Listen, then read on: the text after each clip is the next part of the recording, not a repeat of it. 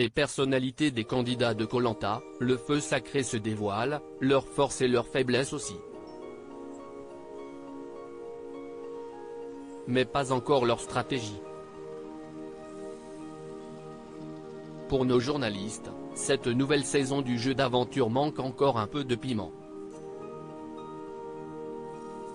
Mais cela semble enfin changer dans ce troisième épisode. On l'attendait et on est déçu. Présenté comme une arme stratégique redoutable, le talisman d'immunité de Koh Lanta, le feu sacré était présenté comme le point central de cette édition 2023. Qui allait rabattre le kart. Denis Brognard avait promis, cette saison allait signer le grand retour de la stratégie. Et pour cause, le détenteur de ce fameux feu sacré, vainqueur du jeu de confort, peut immuniser n'importe quel aventurier, même de la tribu adverse. Une nouvelle règle qui promettait de changer complètement les alliances entre les candidats. Sauf que dans les 2 premiers épisodes du jeu de survie, entre Nicolas qui garde ce précieux objet pour lui-même ou Rudy qui n'a pas voulu l'utiliser notamment pour immuniser Emine. Le talisman ne sert pas à grand chose et déçoit les téléspectateurs. Heureusement, ça se réveille dans l'épisode 3 diffusé ce mardi 7 mars. Pour nos journalistes Vincent Labille, Marion Combeka et Clément Rodriguez, cette saison manquait jusque-là de sel et de prise de risque, mais cela est, enfin, en train de changer. Ou pas. Êtes-vous d'accord avec eux ? N'hésitez pas à partager vos avis en commentaire.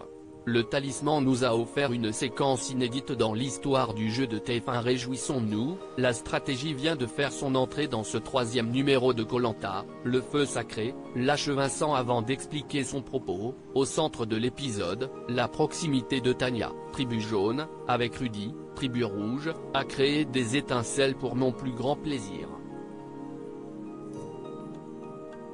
La Benjamine de l'édition semble sur un siège éjectable en jouant ce jeu, très dangereux.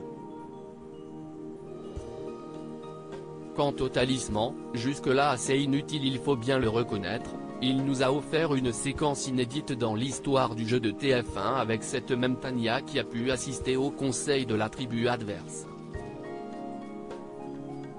J'osais à peine imaginer la future réunification, alors que plusieurs aventuriers seront au courant de toutes les intrigues de leurs ex-adversaires. Pour lui, il y a tout de même un petit bémol. Reste une déception, Tania a choisi d'immuniser Christine, à aucun moment en danger dans cet épisode. Décevant, même si on sent, enfin, le potentiel de haute stratégie de ce feu sacré. Affirme-t-il. Le talisman est une déception. On attend de la vraie stratégie pour Clément aussi. La TNT était grande, et un peu longue, en ce début de saison de Koh Lanta 2023.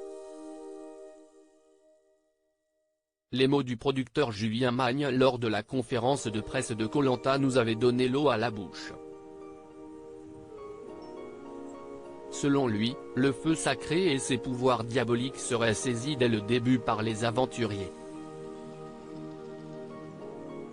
Si est-il là que l'on s'interroge, explique-t-il tout d'abord.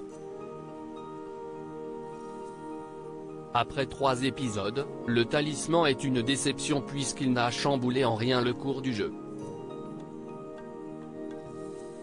Nicolas s'est d'abord protégé avant que Rudy en fasse de même la semaine suivante. Ce mardi 7 mars, Tania a protégé Christine qui avait récolté 0 voix. Désormais, on attend de la vraie stratégie.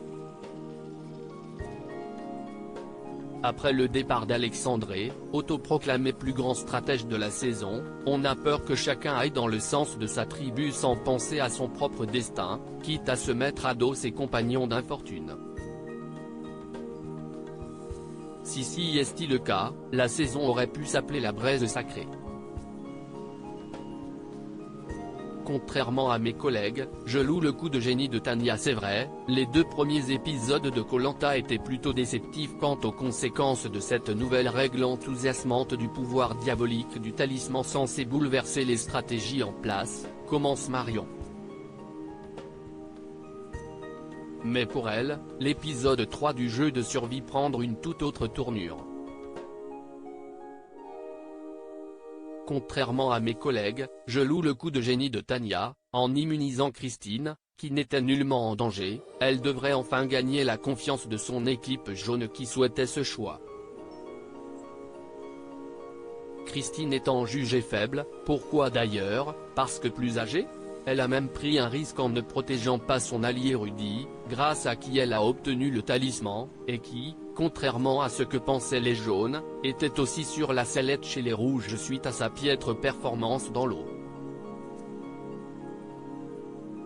Tous les 2 pourraient même conserver le précieux pouvoir en se le passant de l'un à l'autre et être protégés jusqu'au bout. Sauf si la production chamboule à nouveau toutes les règles du jeu pour surprendre ses ouailles. À lire aussi c'est nul, ça ne sert à rien. Les internautes déçus par le rôle insignifiant du talisman dans Koh Lanta, le feu sacré.